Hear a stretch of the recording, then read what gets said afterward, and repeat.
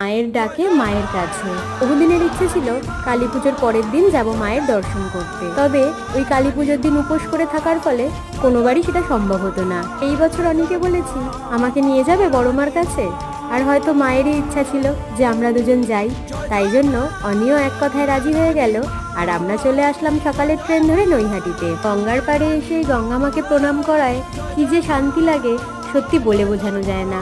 আর আমরা তো এসে এখান থেকে যেন আর যেতেই মন চাইছিল না, তবে ওই যে বড় মার ডাক এসেছে। একটু ভিড় ছিল আর একটু রোদ ছিল, তবে সব কষ্ট দূর হয়ে গেল মায়ের ওই সুন্দর মুখখানি দেখে। কি যে মায়ায় ভরা ওই মুখখানি, তার নিজের চোখে না দেখলে সত্যি বিশ্বাস করতে পারতাম না। জয় বড় মার জয়। তো আমাদের আজকের মতন বড় মা দর্শন করা হয়ে গেছে। আচ্ছা, আমাকে কমেন্ট করে জানিও তো তোমরা কারা কারা গেছিলে বড় মাকে দর্শন করতে। সো আজকের মতন এতটাই, দেখা হবে অন্য একটা ব্লগে। সবাই মিলে বলো জয় বড় মা।